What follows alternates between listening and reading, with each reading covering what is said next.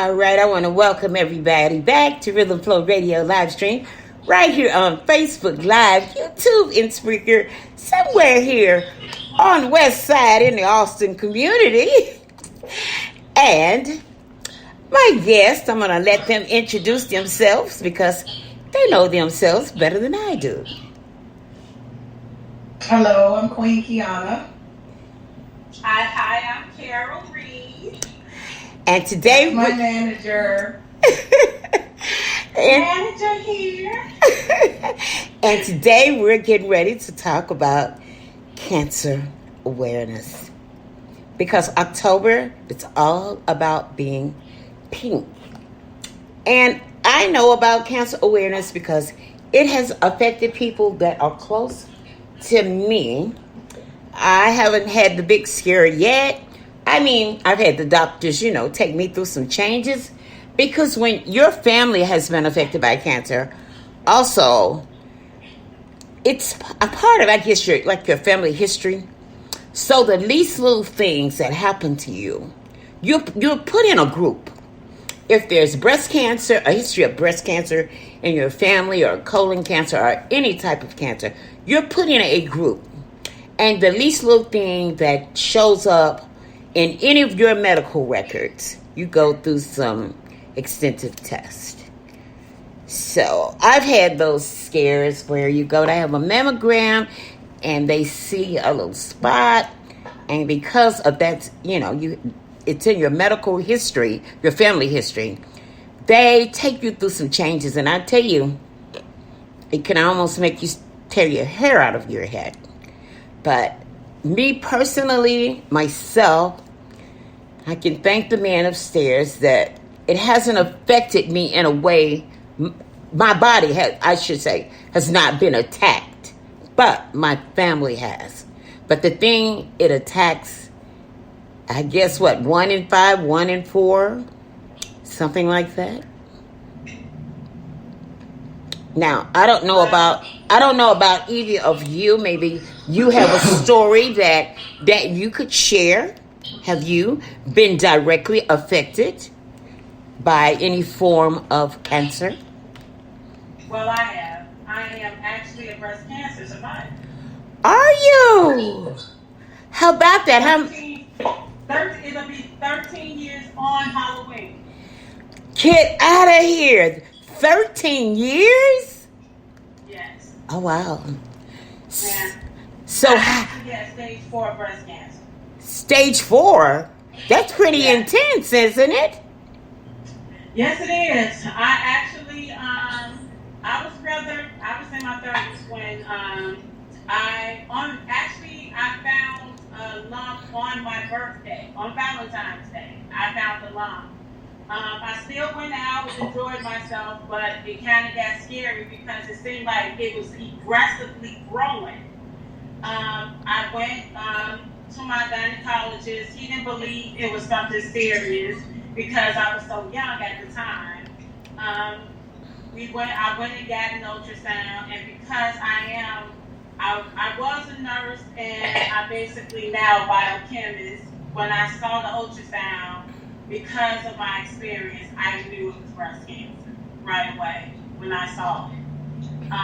It was very aggressive because it's different types of breast cancer. And I had what you call a hormonal aggressive type of breast cancer, to which it is my own hormones are attacking my body, which means it was estrogen driven. So every time my estrogen levels got high, my tumor grew. Oh, wow. So it was very dangerous. So when they first discovered it, it was about the size of a small lemon. By the time I had surgery, it had already tripled in size. Wow. So it was very, very aggressive. So they had to remove. First, they wanted to remove both my breasts, but I actually ended up meeting a wonderful surgeon, Dr. Dashma, very wonderful surgeon he's at Eagles Hospital, wonderful man, love him. He decided to try something new with me because he didn't want me to lose my breast. So he actually only amputated half of my left breast. Now, was everything contained in that half that he took? Yes. So half of my left breast and all the lymph nodes under my arm and all the tissue under my arm was removed. So it was very aggressive, very painful. After that, I had to have 16 treatments of chemo and 46 treatments of radiation. Wow. So as you see, I wear black all the time. I had black on because I know they do pink for breast cancer, but I wear black to represent the color of my breast.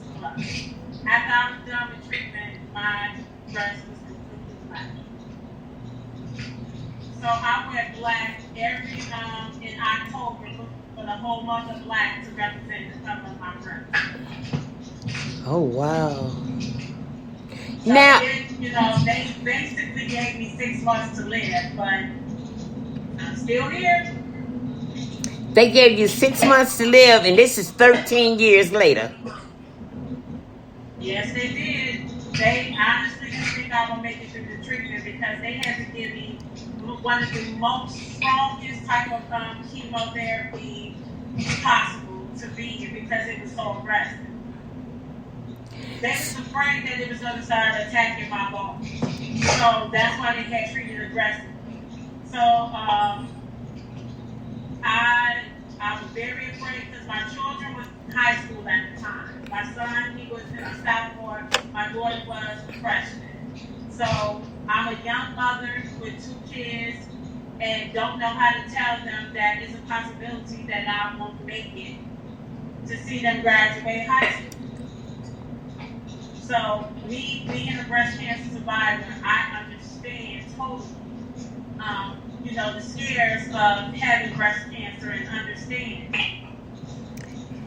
this is a serious matter, especially in the Black community of having breast cancer. Because we are the actual race that they don't take it seriously in our community. Can I ask you, what kind of support system did you have? None.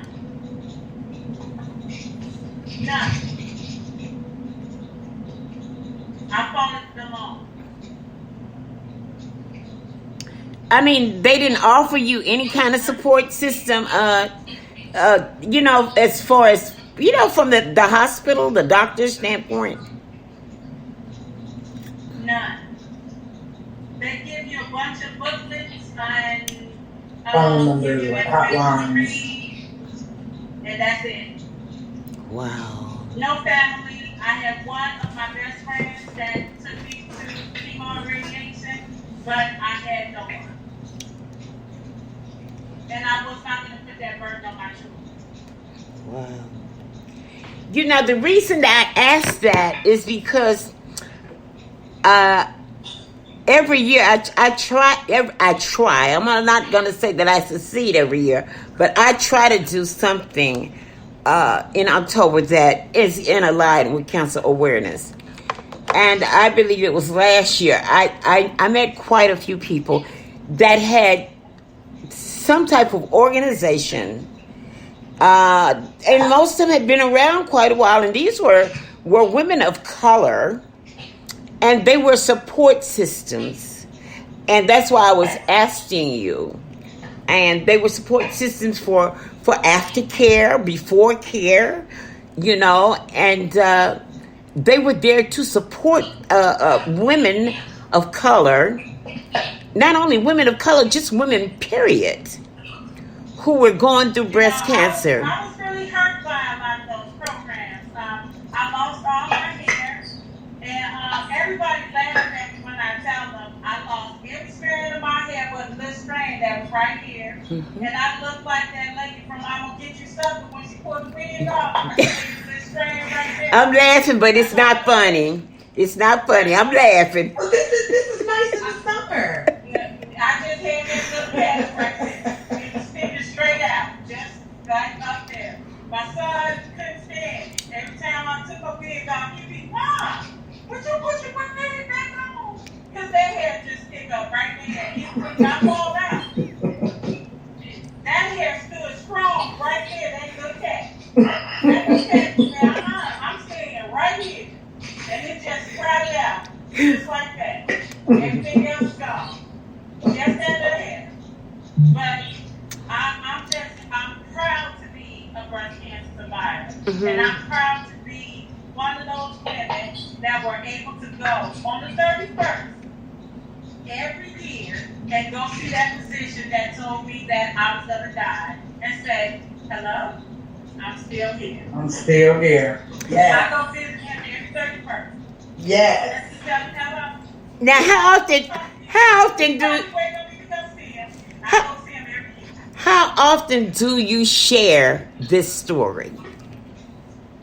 Not too often because I actually spoke one time to a school about my experience. Mm-hmm. And it took me a long time to get to this point to speak it without crying. Mm-hmm. Because, see, I just think that this is such an amazing story because somebody gave you, 1 year? 6 months. 6 months to live, and here you are 13 years and 6 months later, and you're still here. And I love the way that you talk about that one strand of hair. It stuck up. It just stuck in there. I had to stick it down sometimes and put my wig on. But it was a strong piece of hair, wasn't it? It sure was. I still get it. It's still here. My baby's still here. But it's got, listen, Now we're laughing about it now, but there's a lot more hair to go with it now. Yeah. Okay. My hair grew back. But, it's a lot of women out there that people, when they hear you're going to die, they walk away from it. Mm-hmm. Because they don't want to see what you have to go through. Because they're afraid of seeing death. Mm-hmm. But I've learned death is a part of life. That's what you have to do. If that's what God tells you is your next path, that's your next path. And real people that love you will see that path with you. Absolutely. But breast cancer, no form of cancer is really a death sentence anymore. I think it's more that what makes it I can say what makes it maybe the death sentence is that we're scared. Because I'm going to tell you, I'm going to tell you the doctor. Okay, Laura Simmons say that they give up. I'm going to tell you what made me scared.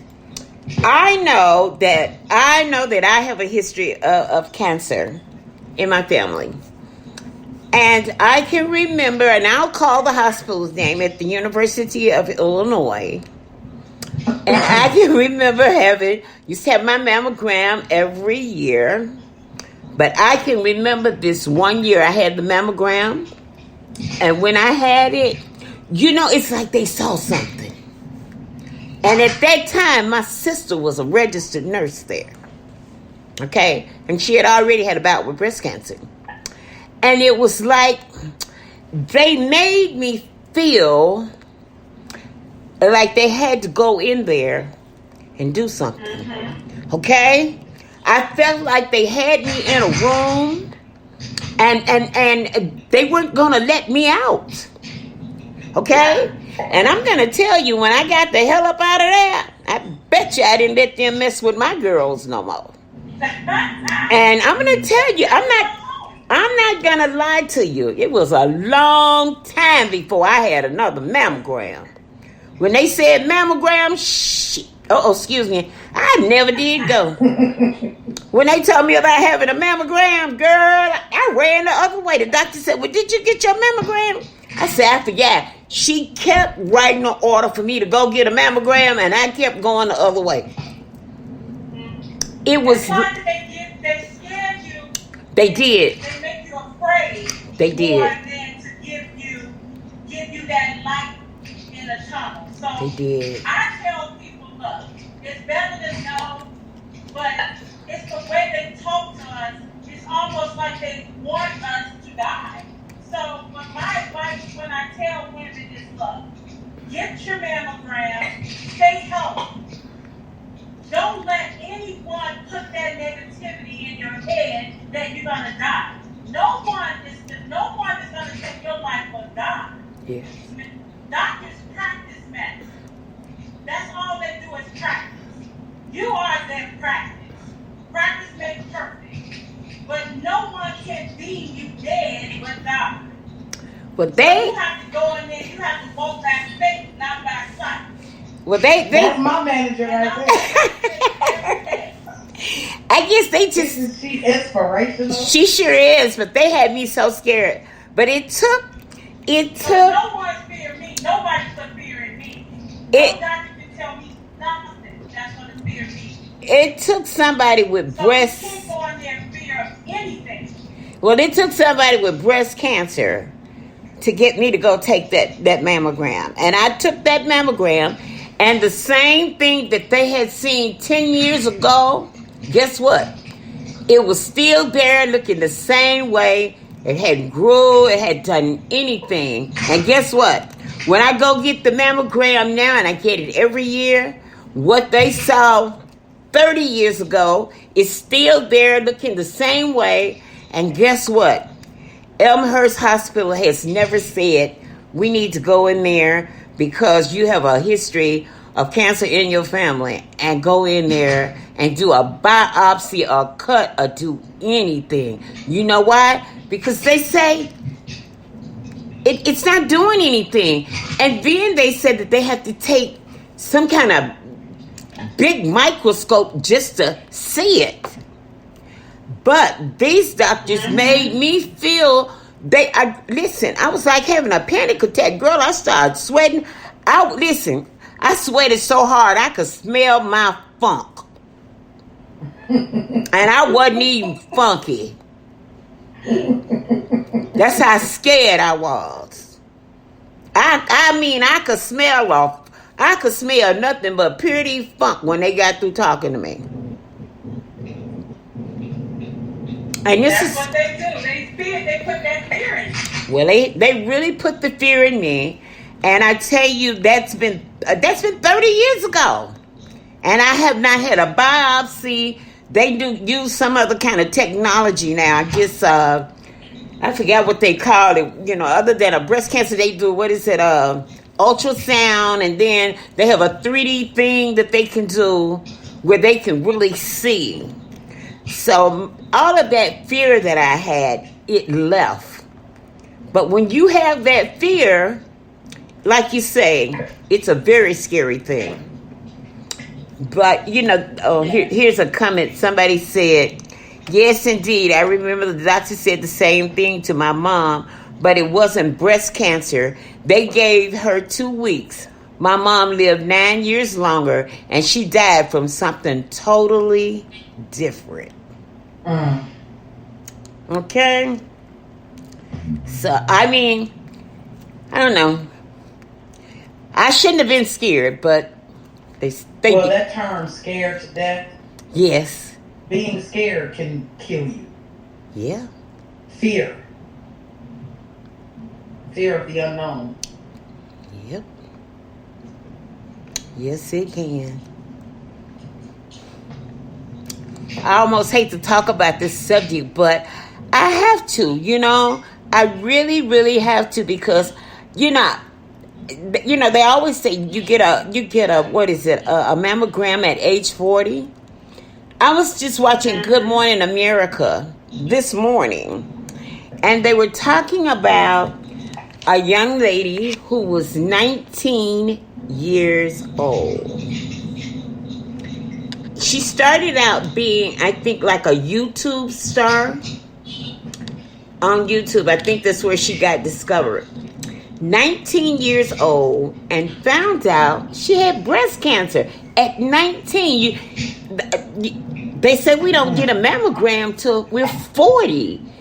If she hadn't have paid attention to her body and to her breasts, she found a lump at 19. Okay? And she's just going through her last treatments for breast cancer. So it's something that we have to talk about. I had a young lady that was on the show, I believe it was last year, 24 years old. She had an aggressive stage of breast cancer. Young people. So it's even though those are medical findings, I guess that they have compiled together to come up with an age to say that you should have a mammogram at a certain age. Those are medical findings. But to women and women of color, to women, period. And not only women, because men get absolutely. So it's just important that I guess I can say that we must pay attention to our bodies. Pay attention to your health, period. If something is not going right, don't self-diagnose. Go to the doctor. Yeah. So go to the doctor. Yeah. Definitely. So Quiana, have you had any experiences with cancer of any type, or know anybody? I have. Actually, two of my good friends are fighting cancer right now. Oh, wow. My grandfather died in this house. We were all next to him. He died of cancer. Mm-hmm. I used to work for a hospital. I won't say who, but I worked on the cancer floor. Mm-hmm. So yeah, I've had some experiences with cancer, and in a professional capacity and personal. And either way is hard. As a professional, They tell you to remain professional, but when you connect with people just on a human level, and you see them going through, and sometimes they pass away, it affects you. My grandfather, I watched him, deteriorate, and all of the family, we were here, with him by his bedside when he passed, which was a hard thing to do. He went through chemo and his hair fell out, eyebrows, eyelashes fell out, and thickness throwing up, just all kind of stuff, that happens to your body. Just to hear you mention that his eyebrows and eyelashes, there was a young lady, her name was very neat Nikki Martinez. She and I used to do stand-up comedy together, but later on she came to intellectual radio probably back in 2015, 2016 or somewhere down there. And Nikki had a bout with cancer too, and she passed. But when you said about the eyebrows and eyelashes, I had never paid Nikki any attention. Really, I had never. And Nikki told me one day, she said, "Take a good look at me." And I say, "What?" She said, "Take a good look at me." She say, "I don't have any eyebrows. I don't even have eyelashes." And I looked at her, and she didn't. But you know what? It was something that I never noticed. I never noticed. Wow. And I'm just listening to you say that brought that back to me, and I never thought about that. It was just odd because my grandfather had beautiful, wavy, big waves like the ocean, beautiful wavy hair. And when it fell out and his eyelashes and his eyebrows started, I remember I took a picture of him and he was just like this big cue ball because he didn't have no hair, no facial hair, no mustache, no beard. Just this round, perfectly round head, But when it grew back, it was beautiful all over again. But yeah, I got a couple friends right now fighting cancer, so I keep them in my prayers every day. And man, it's hard, Wow. It's hard. I'm not one of those. I'm the one that's going to be there. You need some soup? You need anything? I'm the one calling. You need something? Can I do something for you? What you need? But it's during those times too, I find that people tend to seclude themselves and want to be alone, and because of the embarrassment. I don't know if it's because of they're losing their hair or whatever, but I would encourage anybody that's going through fighting cancer to allow the people who want to be there to be there. Yeah, let them love them. Let them do for you. Yeah, you do find people that they don't want company. They don't want to be around people. They do want to be secluded. I don't think that I want to be that way. I think that I would want people to be around me. I mean, I think they just don't feel good. Is that what it is? They don't want to be bothered, but let people love on you if they want to, if they're trying to, because there's a lot of people out here who don't have anybody. Carol, how did you? You want me to tell you? Carol, I want you to answer that question. You're the perfect person. Yeah. The reason being is most of you all don't know that in your face we see pity. You see what? And we don't want your pity. We want you to treat us like you always did. But you don't mean any harm, but you show pity. And sometimes I used to be around my friend and I would see them trying to be themselves, but then I see that look on their face, and I will ask them, well, you know what, I don't feel good. You can go ahead and go, and I'll talk to you later. And I ask them to leave because your pity turns to that fear look on your face. And when you show that fear, it makes me scared. So if you're not showing me that you're strong, I can't be strong. Okay. So sometimes we don't want to be around that. So we don't want your company, because you don't realize what burden you put on us when you can't show a strong face. You mean it, but like I said, you don't mean any harm, but you show it in your face. And you really do. And then also it's the saying, is there anything I can do for you? We sometimes don't want to hear that same thing. We want you to come in like, hey girl, how you doing? You want to go do this? We want to hear that, but we hear more of the pity conversations than the, hey, let's go this, let's do this. So it gets tiresome. So when I hear someone that, oh, I was diagnosed with cancer, I'm like, okay, you want to go get something to eat? And like yeah. And I treat them normal. And they feel normal and they feel better. So they may know they're about to die or whatever, but they want you to just treat them normal. With whatever time left they have, they just want normalcy. That's it. Oh, wow, that's so beautiful. Never thought about it that way. You know, this is the most candid conversation. And I truly have enjoyed this conversation. I mean, because this is a real conversation between women. Okay? This is nobody trying to give you any medical advice. This is how real people feel. I have truly enjoyed this. Now, you know, it's almost out of time. I'm going to go a little bit over because I want to know, is there anything that either one of you all want to share? I know that you're Queen's manager now, Carol Reed.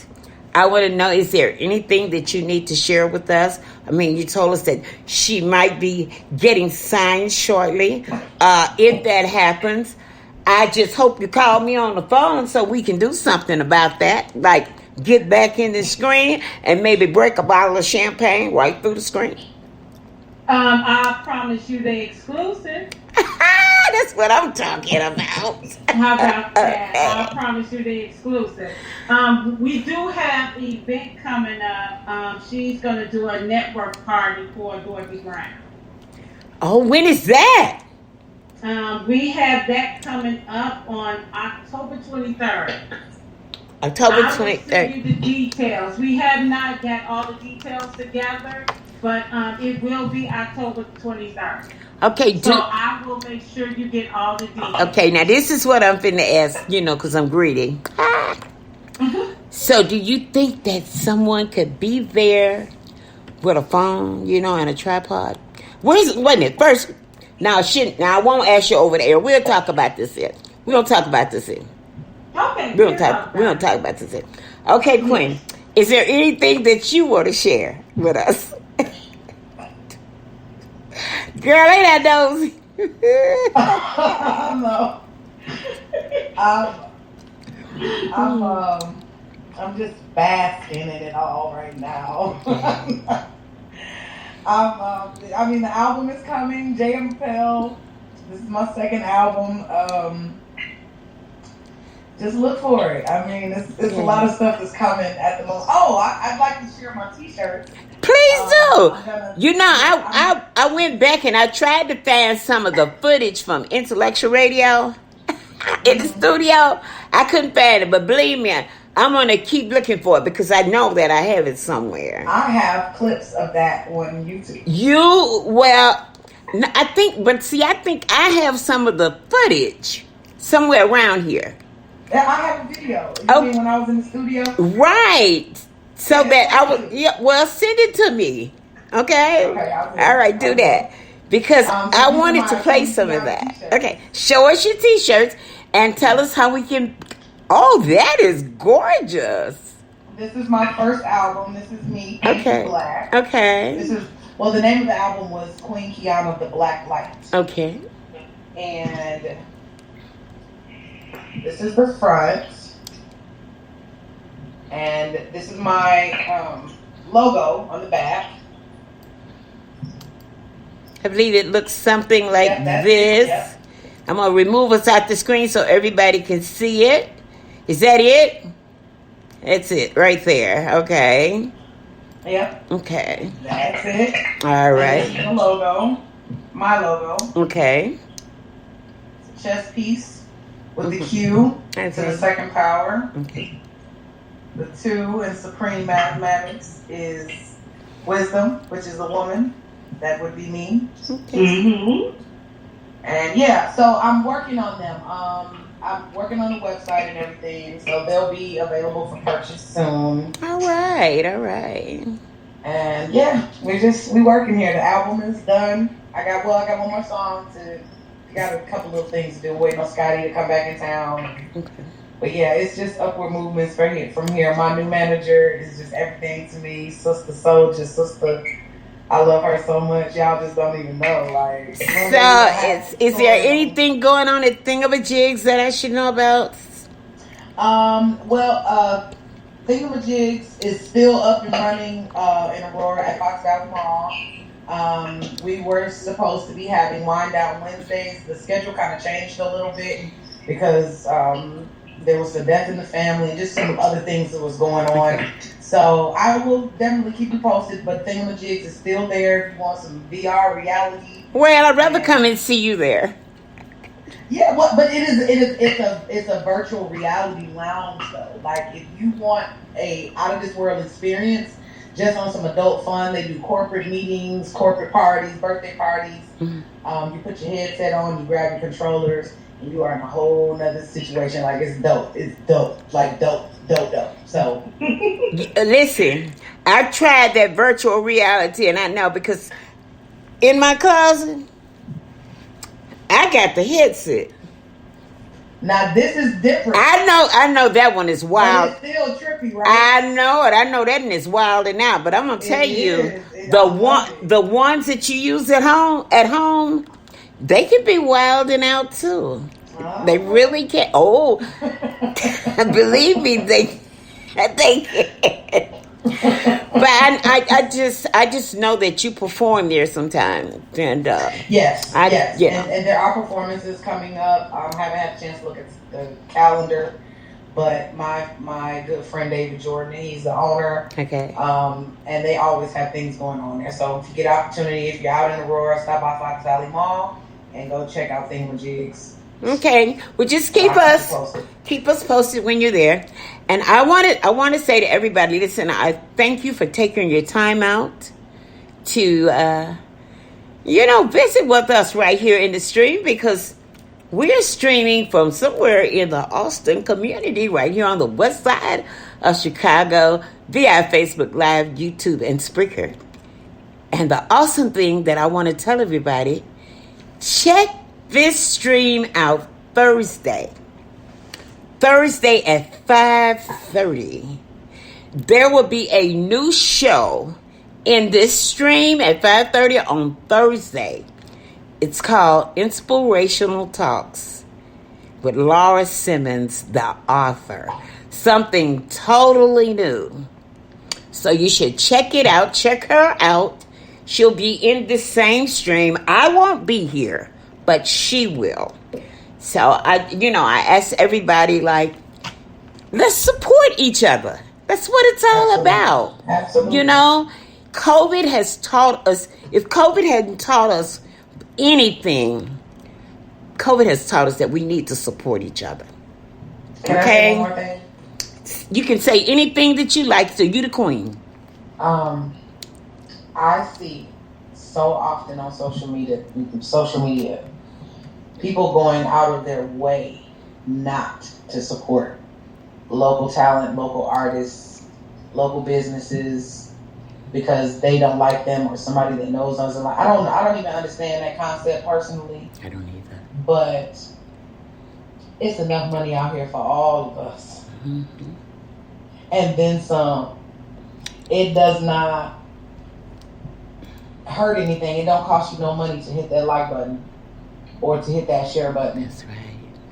And if we all just shared and liked each other's stuff, we would all be in a whole other situation that we would, you know what I mean? Just that crab in the bucket. I don't even think that's what that is. It's it's a lot deeper than that psychologically. How you can look at something and see that it has value, but make a conscious effort not to support it. Yes. That is diabolical to me. You know, and I just really don't agree with that. And I just encourage people to get out of your feelings, take emotion out of it, and just do what's right for the next black person. And because if we all do it, the circle comes right back around. You know, we are all divided, or what is it, 6 degrees of separation? Mm-hmm. You know, and that thing is real. That thing is real. You know, that reminded me of what somebody told me one time. How can you say you love God, a man you ain't never seen, but you can't stand your sister, and you can't stand your brother?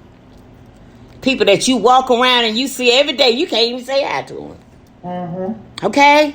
You know how much energy it takes to just not like somebody or despise somebody? It takes a whole lot of energy. It sure does. It sure does. It sure does. Yeah.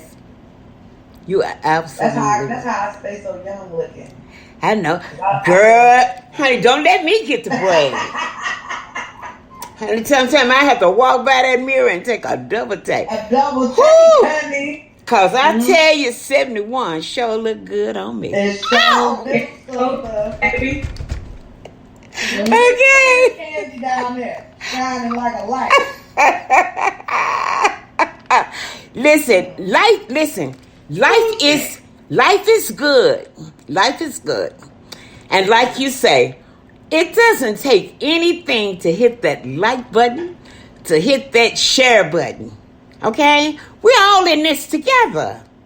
And COVID has taught me a lot. Okay? I'm not going to let you hurt my feelings no more. You can say anything. Mm-hmm. Listen, you can say anything about me you want to. And guess what? I'm still smiling. That's right. I swear. Okay. Even if you don't hit that like button or you don't get that share button. That's right. I'm going to still smile.